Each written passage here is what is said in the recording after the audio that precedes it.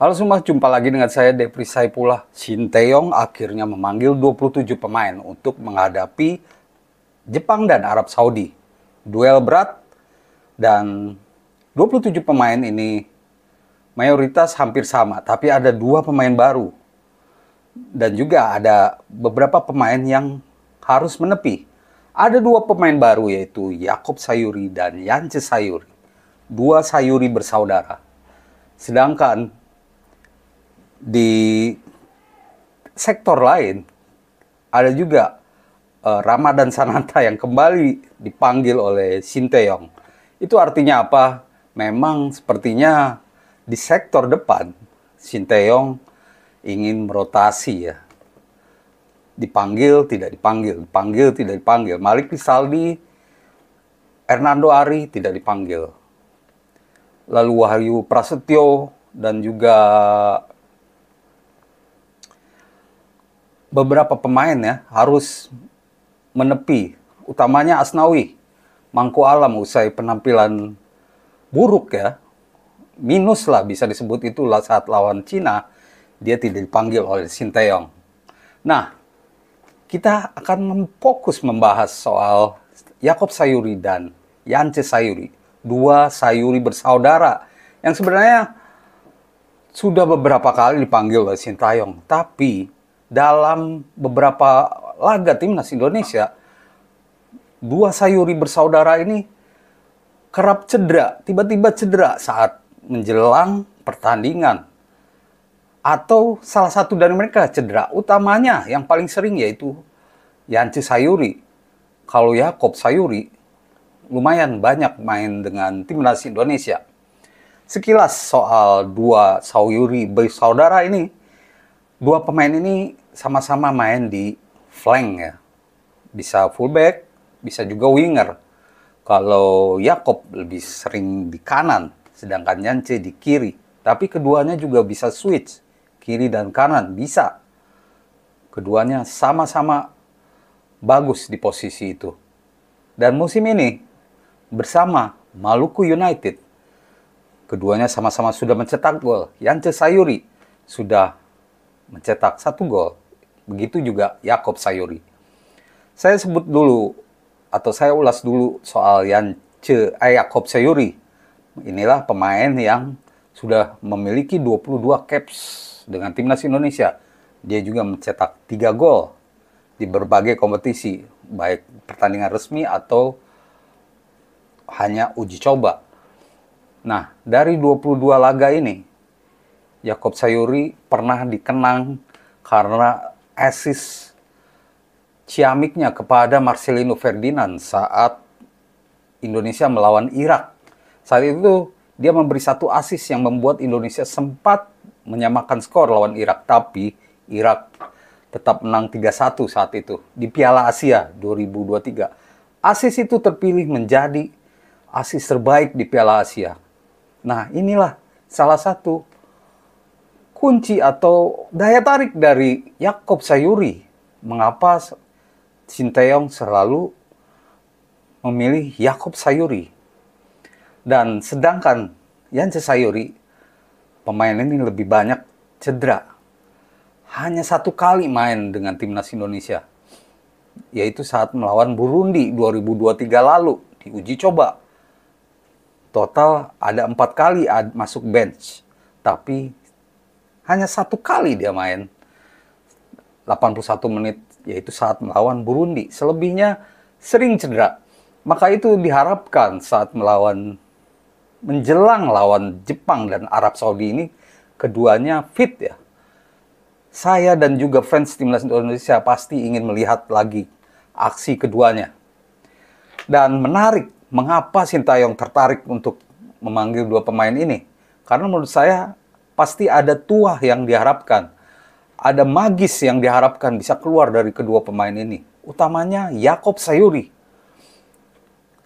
Shin Tae-yong sepertinya akan berharap kepada kecepatan Jakob Sayuri saat melawan Jepang. Dan kecepatan inilah yang diharapkan bisa merobek pertahanan Jepang. Begitu juga dengan Yance, tapi kemungkinan besar Yance akan menjadi cadangan karena dia mendapatkan persaingan yang cukup ketat di kiri ya. Nah, karena itu menurut saya pemanggilan dua pemain ini sudah memperlihatkan bagaimana kira-kira peta atau game plan Sintayong melawan Jepang dan Arab Saudi. Lawan Jepang, kita akan melihat bahwa Sintayong akan mengandalkan serangan balik yang cepat dengan mengandalkan Yaakob Sayuri di kanan. Dan apakah dia menjadi fullback atau winger, keduanya bisa terjadi. Dan mungkin saja jadi fullback, karena fullback yang menjadi winger kanan. Karena untuk posisi depan itu ada Marcelino, ada Ragnar, dan juga Rafael Struijk. Dan juga ada Eliano Reinders. Ada juga Yance Sayuri.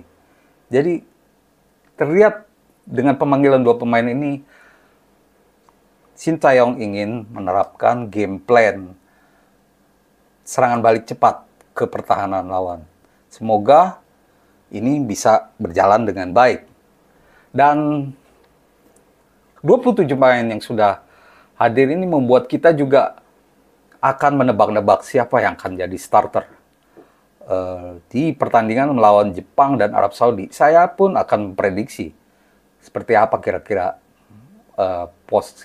posisi atau susunan pemain.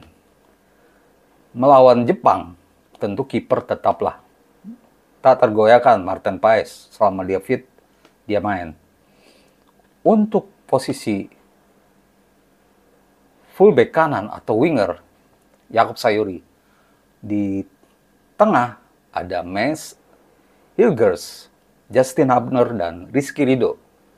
Walaupun bisa saja Rizky Ridho cadangan lagi, tapi saya berharap Rizky Ridho starter.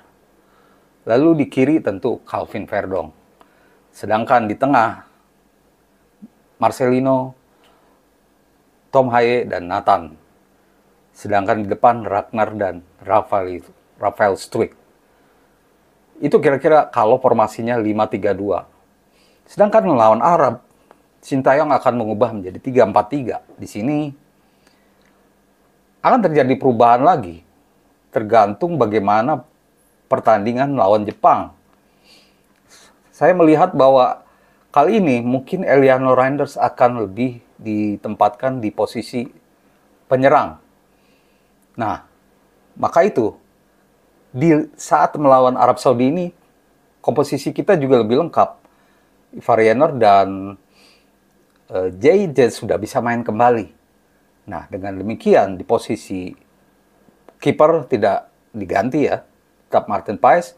Posisi 3 back ke tengah, tentu 3 back ideal, JJ, Mads Hilgers, dan Rizky Ridho.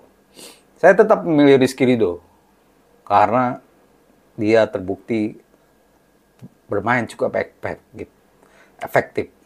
Sedangkan di kanan ini cukup tricky karena apakah Sandy Walsh atau Yaakob Sayuri lagi.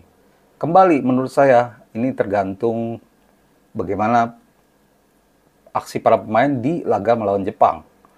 Sedangkan Tom Haye akan tetap di tengah bersama Ivar Jenner. Di kiri Calvin Verdong tetap. Nah, untuk lawan Arab Saudi, mungkin Eliano Reinders akan dicoba di kiri, Rafael Struijk di tengah, dan Ragnar Oratmaung di posisi penyerang kanan. Itu kira-kira prediksi saya untuk 2 laga melawan Jepang dan Arab Saudi.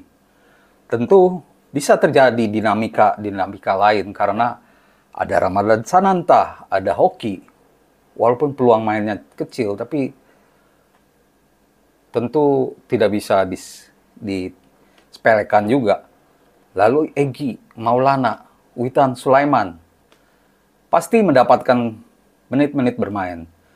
Juga ada Pratama Arhan, ya saya yakin ini pemain kalau dari starter agak sulit karena Pratama Arhan agak lemah ya kalau bertahan melawan tim yang lebih kuat. Tapi kalau sebagai pengganti, besar kemungkinannya. Apalagi timnas Indonesia sedang deadlock. Demikian teman-teman ulasan saya. Semoga menjadi informasi yang berguna dan tentunya salam olahraga.